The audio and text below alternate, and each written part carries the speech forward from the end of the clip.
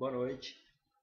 Hoje eu estou aqui com a Marina, que apresentou o TCC dela em Relações Internacionais, já é uma graduada em Relações Internacionais, e o TCC dela basicamente falava sobre os tratados desiguais que o Brasil assinou com a Grã-Bretanha em 1810. Esse TCC tem muito a ver com o tema que nós vamos tratar aqui hoje, sobre a independência do Brasil. Por quais motivos o Brasil se tornou independente, em que contexto que isso aconteceu e, como que o Brasil se inseriu na América Latina naquele momento, como que começou a política externa brasileira, né? Como se iniciou a política externa brasileira. Então, primeiro, o mais importante é lembrar que o mundo passava por um dos seus momentos assim mais caricatos na história, né? Acho que todo mundo já viu um desenho animado em que o Napoleão aparece em que aparece alguém no hospício achando que é o Napoleão, né? Por causa das suas manias de ser um cara megalomaníaco. Napoleão estava dominando a Europa inteira, estava conseguindo chegar em Portugal. Antes que o Napoleão conseguisse chegar em Portugal, o Dom João, em acordo com a Inglaterra, consegue providenciar a vinda da corte de Lisboa para o Rio de Janeiro. É importante lembrar que em outros momentos da história isso já tinha sido pensado e que Dom João tinha muito interesse em vir para o Rio de Janeiro.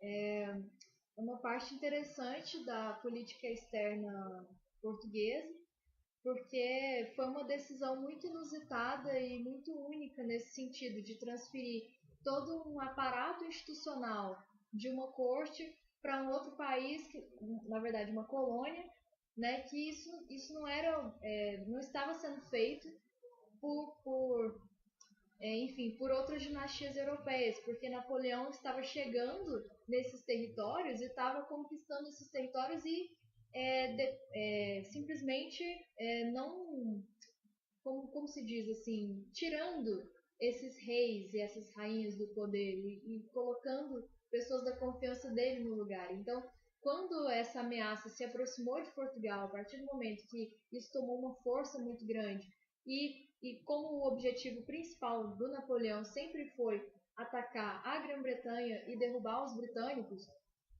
e viu que Portugal sempre foi um aliado da Grã-Bretanha historicamente, ele passou a investir numa oposição ferrenha a Portugal e a Dom João VI.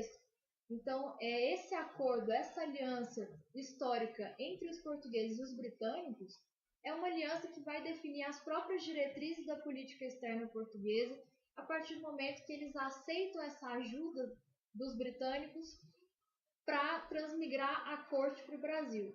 Né? E por que transmigrar a corte? Né? Porque também que a Grã-Bretanha ajudou.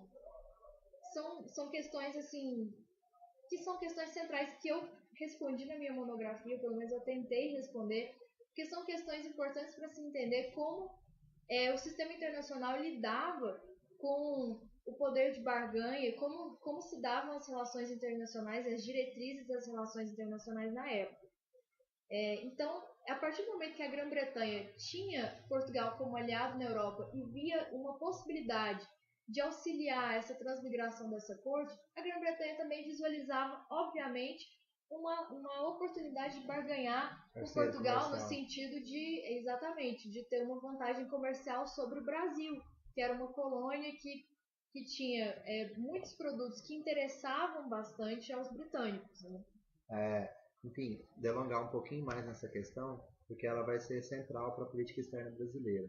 Ela vai marcar a orientação da nossa política externa por muitos anos e ela vai marcar também o tipo de vínculo que o Brasil vai ter no contexto internacional. Então, vale lembrar que Portugal e Inglaterra tinham uma união muito longa, né? Desde o Tratado de Methuen ou ainda mais distante. Tratado de Westminster, em 1654.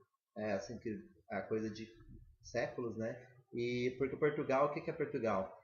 Um país pequeno no canto da Espanha, assim, um país oprimido ali pela Espanha e um país que a qualquer momento corre o risco de ser ocupado. Vale lembrar que já houve a união das duas coroas, né? Que inclusive quando chegaram ao Brasil, a gente estava vivendo esse momento da União Ibérica, em que o rei espanhol era ao mesmo tempo rei do reinado da Espanha e rei do reinado português. Então essa é uma preocupação constante. E outra questão é a questão dinástica, que ela vai ser central aqui nesse momento. Eu acho que é um dos pontos principais.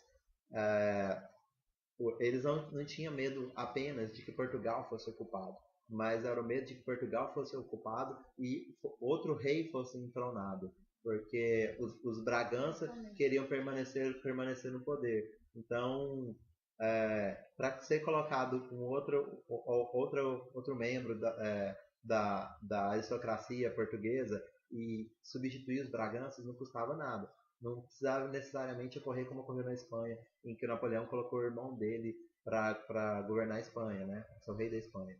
Então, era uma preocupação dinástica. E essa preocupação dinástica vai marcar a independência brasileira. Isso é uma opinião minha, mas eu acredito que o Brasil se ficou muito prejudicado no sentido de que Dom Pedro preocupou-se mais com a questão dinástica do que com o próprio país independente.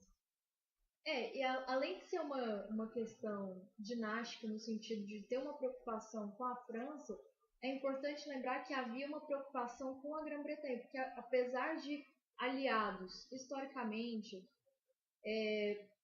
havia uma ameaça clara da Grã-Bretanha em relação a Portugal, caso Portugal não seguisse as diretrizes britânicas nessa época de Napoleão e tudo mais. Ou seja, Dom João se viu no meio de uma política ali externa, tendo que escolher entre apoiar a França e entre apoiar a Grã-Bretanha. Durante muito tempo, ele conseguiu ficar numa posição meio que em cima do muro, tentando barganhar com os dois lados e tentando enganar, às vezes, também o lado francês e tal.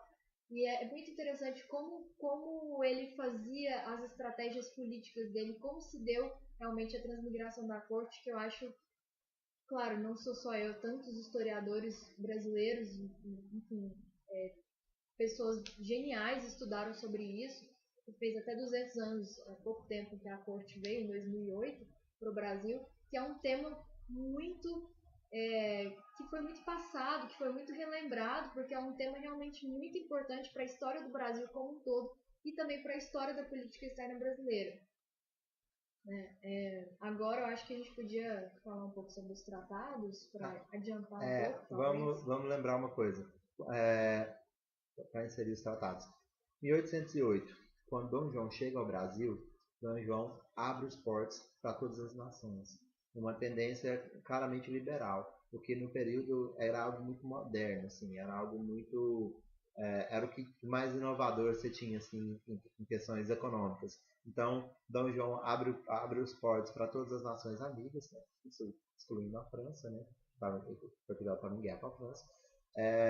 E essa essa atitude do Dom João é uma atitude que de certa forma vai contra a Inglaterra, porque nos acordos não oficiais para a transmigração da corte, a Inglaterra já iria pedir privilégios especiais para comerciar com o Brasil. Então, durante 2 anos, a coroa portuguesa conseguiu manter-se soberana em sentido aos seus portos, decidindo de que iria abrir os portos.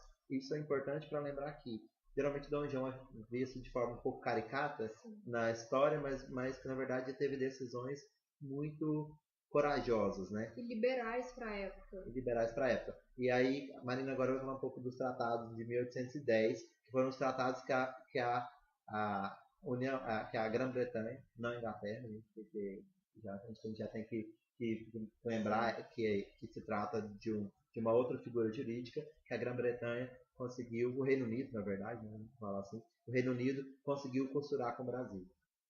Então, os tratados de 1810, na verdade, muito do que eu exploro na minha monografia, eu fiz uma diferença clara entre o contexto de 1808 e o contexto de 1810 no Brasil. O contexto de 1808 é muito complexo e marcado por esse liberalismo econômico que vinha do Adam Smith, que era um pensador econômico muito proeminente na Europa. Pai da economia, vamos dizer assim, né? Conhecido também. E muitos pensadores portugueses que vinham para o Brasil, que vieram na época da transmigração da corte, inclusive tiveram influência sobre o Dom João VI nessa tomada de decisão de abertura dos portos como uma ação liberal, como uma ação que contemplaria todas as nações amigas e não só a Grã-Bretanha, como uma clara... Poderia ser uma indireta que foi bem direta, na verdade, dizendo, olha, nós não vamos conceder privilégios especiais para vocês. Por quê? A partir do momento que a Grã-Bretanha ajudou Portugal na transmigração da corte, a Grã-Bretanha queria algo em troca, queria uma barganha por isso. Então, o que a Grã-Bretanha fez? Ela pediu por um porto exclusivo em Santa Catarina. Só que isso foi negado por Dom João VI na época. Então, o que acontece? A negação está bem expressa nessa Carta Régia de 1808. Em 2 anos, George Canning, que era o primeiro-ministro, né, chamado, na época eu não sei se era primeiro-ministro ou se era ministro de Estado, enfim, correspondente ao que seria o primeiro-ministro inglês hoje. Ele fez uma pressão enorme no embaixador que veio para o Brasil, que era o Lord Strangford, que era um negociador que veio como embaixador para negociar justamente como se daria a inserção da Grã-Bretanha na economia do Brasil. Porque a Grã-Bretanha não teve todo esse trabalho à toa. A Grã-Bretanha nunca quis ajudar Portugal porque era simplesmente amiga de Portugal. E nunca quis ajudar o Brasil porque simplesmente era amigo do Brasil. Então, Lord Strangford foi instruído. Há várias, assim, em várias obras que eu tive acesso, tem menções aos despachos que o George Canning mandava para o Lord Strangford, instruindo o Lord Strangford a negociar com Dom João VI, com o ministro da Guerra e dos Negócios Estrangeiros dele, que era o Dom Rodrigo de Souza Coutinho, falando sobre... Eram bem enfáticos, na verdade, esses despachos, falando que realmente ele tinha que dar um jeito de conseguir que a Grã-Bretanha conquistasse direitos preferenciais. Então, nesses 2 anos de negociações, houve muita pressão por parte da Grã-Bretanha para que se conseguisse isso, e finalmente, em 1810, eles conseguem a assinatura desses tratados, que são 3 tratados, e ficaram conhecidos como Tratados Desiguais, porque eles são realmente desiguais, pelo menos assim, o Brasil não ganhou nada com isso, inclusive perdeu, Portugal também, enfim, alguns historiadores não concordam com essa denominação de tratados desiguais. O Rubens C. Cooper não concorda muito com isso, mas eu acho que tem a ver. Eu acho que tem a ver porque realmente o Brasil perdeu muito com esses tratados. E vale lembrar lembrar o contexto, né? Napoleão tinha feito o bloqueio continental, a Inglaterra estava crescendo comercialmente, assim, apareceu a Revolução Industrial muito, e aí com o bloqueio continental, Napoleão tenta matar a Inglaterra de inanição, né? Não deixando a Inglaterra comerciar com outros países. No contexto de bloqueio continental, é fundamental que ela consiga trazer mercadorias para o Brasil, que o Brasil seja o seu mercado consumidor. Então, tem muitas histórias engraçadas da época, por exemplo, que a Inglaterra estava exportando para o Brasil patins de neve, né? Patins de neve. Então, assim, um país que não tem neve, estava chegando patins de neve porque a Inglaterra precisava vender, exportar tudo para conseguir manter a sua balança comercial favorável. O que gerou um déficit na balança comercial do Brasil. E o Canning, ele é um cara fenomenal nesse sentido, assim, de conseguir aumentar o comércio inglês, expandir o comércio inglês. Então, o Brasil entrou com uma luva para a Inglaterra. Ele é um país assim fundamental na diplomacia inglesa nesse momento. Talvez o Brasil fosse o país mais importante no sentido comercial na diplomacia inglesa neste momento, porque o Brasil, as três colônias, né, Estados Unidos, né, porque eles precisavam conversar muito com a gente, né. E aí é isso, o contexto é esse. Bloqueio continental, a Inglaterra precisa escoar suas mercadorias para o Brasil. E aí ela vem e força a assinatura dos 3 tratados desiguais, que tendendo a defender Portugal de Napoleão. Talvez muito por esse motivo da Grã-Bretanha já ter perdido os Estados Unidos, que era a colônia deles, e se interessar muito, porque ela estava envolvida no bloqueio continental, se interessar muito em vender seus produtos, não só para o Brasil, mas também para as outras colônias hispano-americanas, era de interesse britânico que o Brasil, assim como essas outras colônias, ficassem independentes. Porque isso acontecendo, eles não teriam de lidar com essa burocracia de ter que passar todos os produtos por Portugal e pelas outras metrópoles hispânicas antes de chegar nas colônias. Enfim, era uma questão que eles almejavam. Marinho, explica pra gente brevemente o que eram os 3 tratados desiguais. Tá, vamos lá. Primeiro, Tratado de Comércio e Navegação. Tinha um tratado também sobre estabelecimento de correspondência por paquetes e um tratado de amizade. Okay. Bom, esses 3 tratados, eles estabeleciam claramente ganhos para os britânicos, no sentido de, primeiro, os britânicos tinham uma taxa menor de importação para o Brasil. Eles tinham uma taxa de 15% de valor sobre os produtos que eram importados para o Brasil, enquanto as taxas de Portugal eram 16% e às vezes até um pouco mais. Ou seja, a própria metrópole tinha uma taxa maior do que o Reino Unido. Exatamente. Então isso era prejudicial já para a metrópole.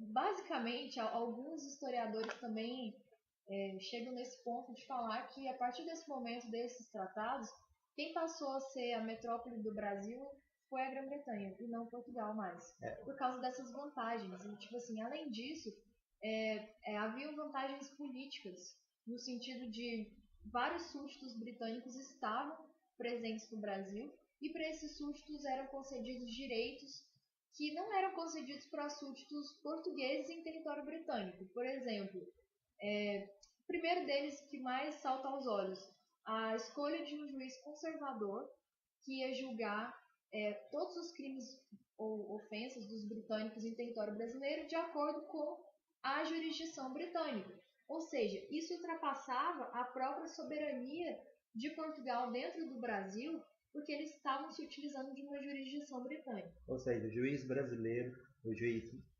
português, no século XIX não havia Brasil, ele não era competente para julgar os britânicos em território nacional. Então, assim, o Brasil perdia competência, né? Isso é fundamental do ponto de vista do direito, porque tem a ver com a perda de soberania também. É interessante pensar nesses tratados como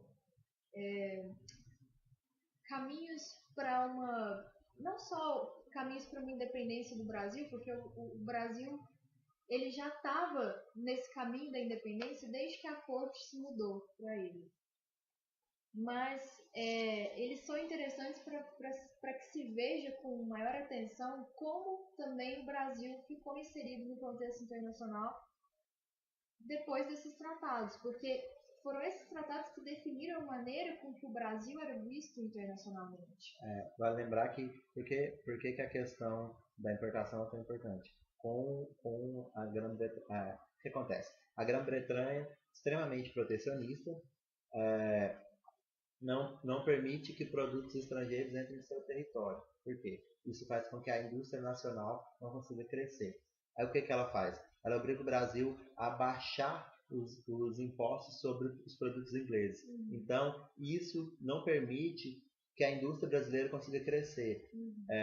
Nos tratados, inclusive no Tratado de Comércio, ela coloca meio que uma reciprocidade dos produtos brasileiros para entrarem nas colônias inglesas. Mas na prática Isso não ocorria. Isso não ocorria. Porque os produtos brasileiros que eram nem sempre manufaturados, eram produtos mais primários, os britânicos não tinham interesse nesse tipo de produto porque eles já produziam esse tipo de produto nas colônias das Antilhas. Então eles já pegavam esses produtos dessas colônias deles e já utilizavam esses produtos. Então o Brasil saía prejudicado porque ele não tinha para quem exportar os seus produtos, ao mesmo tempo que uma indústria muito incipiente estava sendo sufocada. Outro ponto é que os navios portugueses podiam ser vistoriados pela Marinha Britânica. Então isso é um ponto muito sério, porque quem tinha poder sobre o mar na época tinha poder sobre o mundo, poder sobre tudo. Então, na prática, o Reino Unido conseguia ver, primeiro, se o Brasil estava cumprindo com os acordos, né? Porque ele vistoriava os barcos, então sabia o que entrava, o que saía. Segundo, ele entendia como que o país estava negociando. Isso é muito importante, gente. Nenhuma empresa abre o livro, caixa dela, o lucro, o que aconteceu, para que todo mundo veja. Porque esses segredos são a base do negócio. Então, o que o Brasil fazia? O Brasil dava o Portugal, né, quando era português, no caso, né, dava de mão beijada essas vantagens para o Reino Unido. Adiantar um pouco, né, acho que lembrando uma coisa, gostaria que vocês deixassem nos comentários, se vocês acham que tem alguma coisa que não tá, que vocês não concordem tanto e, né? Alguma dúvida, se tiver. Alguma dúvida, que acho que seria bem legal. Dica, enfim, 1815, 1808, o rei vai chegar no Brasil aqui em 1808, ele vai ficar até 1821, né? 22 a independência. Isso. Então, nessa época, Dom João vai modernizar o Brasil, vai criar o Banco do Brasil, vai fazer o Jardim Botânico, vai, enfim, deixar o país apto para uma coroa europeia viver aqui. E isso vai ser fundamental para o Brasil, que vai se tornar um país de fato. Assim, o Rio de Janeiro vai se transformar nesses anos em que a coroa portuguesa esteve aqui. Em 1815, o Brasil ele é alçado à categoria de Reino Unido, Portugal e Algarve. Algarve é uma região ao sul de Portugal, mas que na época era tido como uma região administrativa diferente. Talvez pela questão de ter uma cultura ali mais moura, ali, né, que é no sul da Península Ibérica. Então, o Brasil começa a ter um status jurídico de igualdade, entre aspas, com Portugal. Então, Reino Unido, de Brasil, Portugal e Algarve. Esse status, já para muita gente, já coloca o Brasil como independente. Porque é um país que decide estar no Reino Unido. Então, assim, ele já tem outro status, não é mais um status de colônia. Isso vai ser fundamental para a nossa história.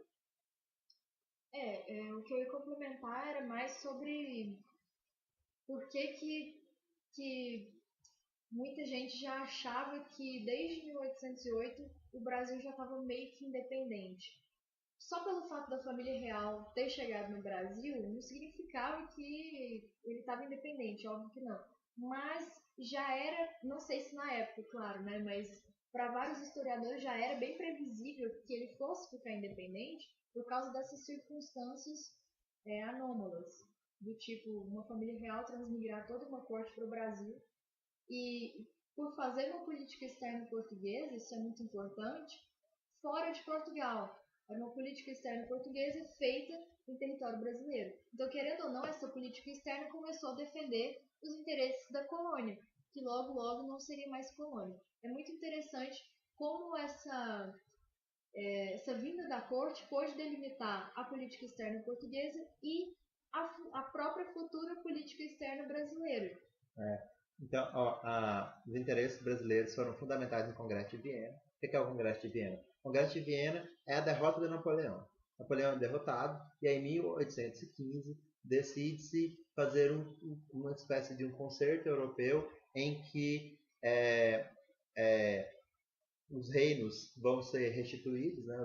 As famílias reais vão ser restituídas aos países de origem, aquela bagunça que teve com o Império Napoleônico vai ser refeita e nesse congresso de Napoleão, nesse congresso no congresso de Viena, o Brasil vai ter muita importância, né? E aí vai ficar decidido por meio do Talleyrand. Talleyrand era um ministro francês que ajudou a derrubar o Napoleão. Assim, na época do Napoleão, ele já estava na política francesa, e depois ele vai conseguir articular ali por trás dos panos a queda do Napoleão com a ajuda dos ingleses. Taylor é um dos caras mais habilidosos na questão de política externa, assim, na história da política externa. Bem interessante. Um dia a gente podia fazer um vídeo sobre o Taylor. Enfim, o Taylor vai conseguir articular com, com as elites portuguesas, brasileiras, para que o Brasil devolva a Cayena. Né? A Cayena, o que era? A Guiana Francesa. Em 1801, o Brasil tinha perdido a Guiana Brasileira, que hoje a gente considera o Amapá, né? O Brasil tinha perdido a Guiana Brasileira para a França, por causa das guerras napoleônicas. E aí, se eu não me engano, tem que ser checado depois, em 1806 ou 1808, uma coisa assim, acredito que em 1808, o Brasil ocupa a Guiana Francesa. Em 1815, o Brasil resolve desocupar a Guiana Francesa. Isso também vai ser central, já com Napoleão fora do poder. Isso também já vai ser central para que o Brasil estabeleça suas relações com a França. Vai ser um país forte no contexto internacional e para apoiar depois a nossa independência. Uma grande influência cultural para o Brasil sempre. Depois vários artistas vêm e migram para o Brasil, enfim. Uma influência cultural no Brasil até bem maior do que os Estados Unidos. Vale lembrar doutrina Monroe, né? América para os americanos do norte. Americanos do norte, mas enfim, Monroe pregava que a independência, né? A descolonização da América, né? Que isso não era interessante que potências europeias fizessem ingerências aqui próximos dos Estados Unidos. E a doutrina Monroe vai apoiar os movimentos independentistas na América Latina em geral. 1800, esse período é um período em que vários países se tornam independentes, que a coroa espanhola tinha fraquejado, tinha praticamente deixado de existir durante o momento em que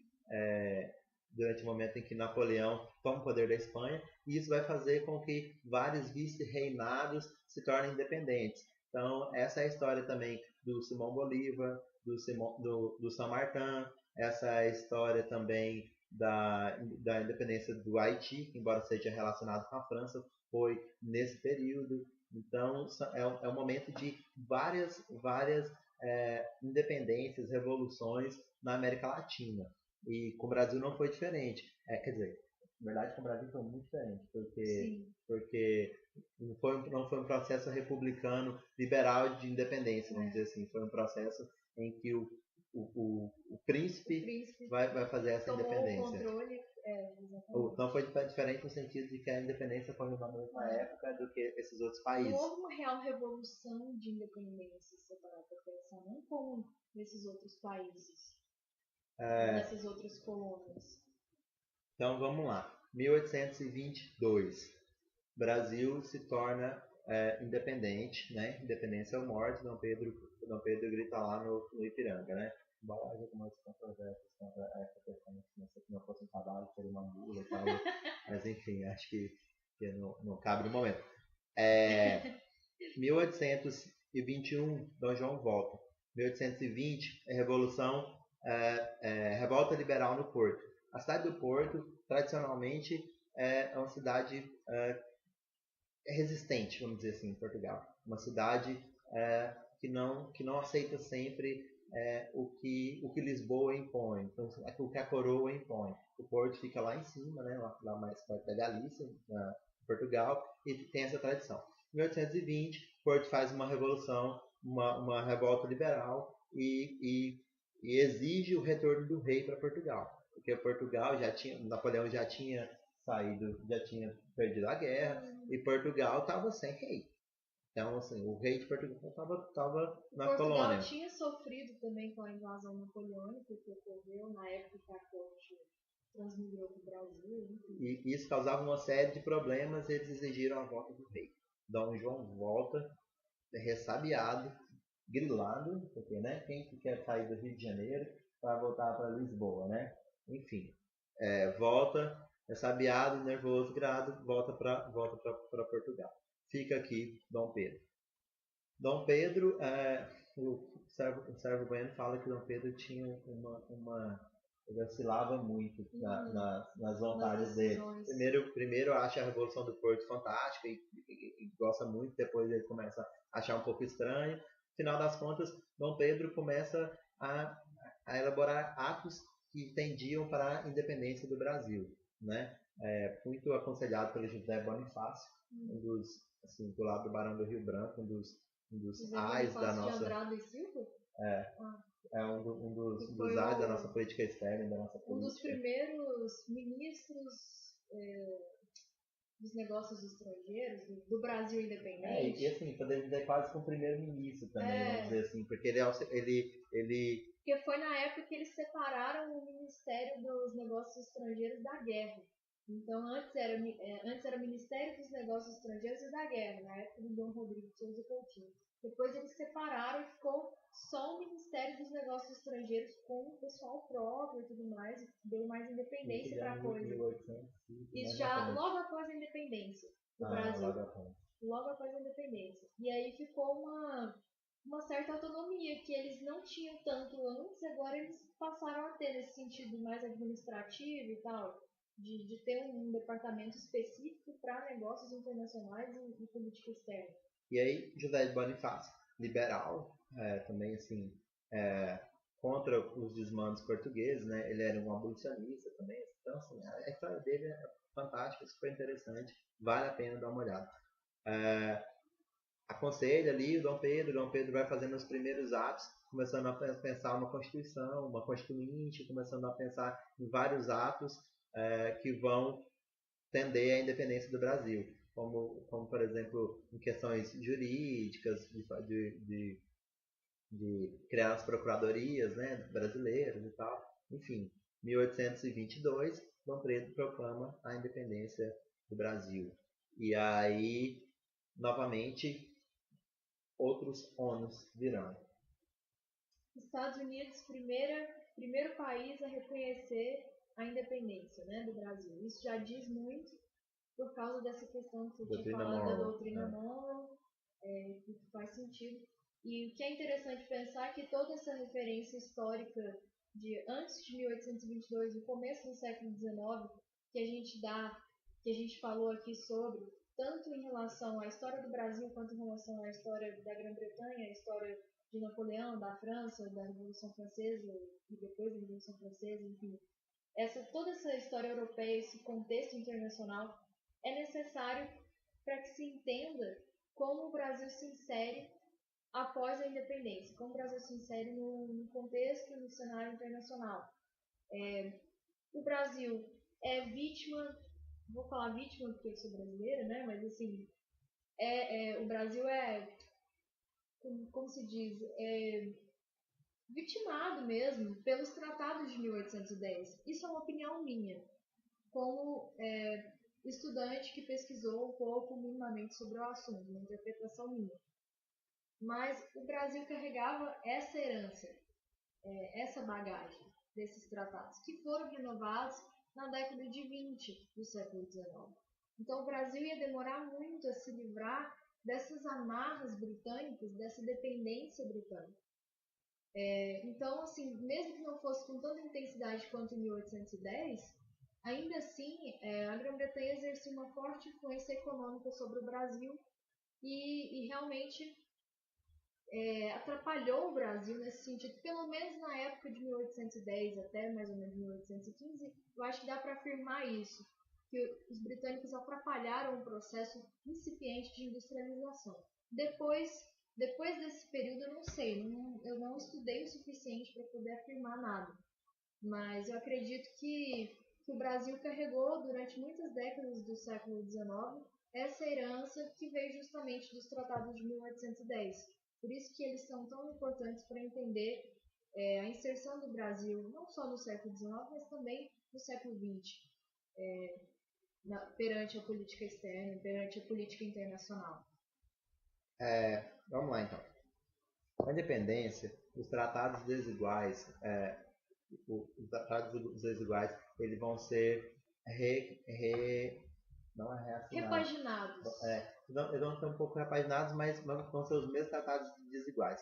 O que a Inglaterra faz? Ela aproveita a necessidade do Brasil de reconhecimento, que para o Sérgio Bueno é uma necessidade superestimada. O Brasil não precisava de tanta necessidade, porque da necessidade desse reconhecimento, já que a Inglaterra era um parceiro natural brasileiro e o Brasil já seria reconhecido pela Inglaterra. Só que a gente tinha um problema ali na província Cisplatina, né, que hoje é o Uruguai, e o Brasil tinha um pouco de receio de que a Espanha pudesse criar problemas, né, o reinado espanhol pudesse criar problemas ali. Na verdade, a Argentina já estava independente, né? Acho que já. A Argentina já estava independente.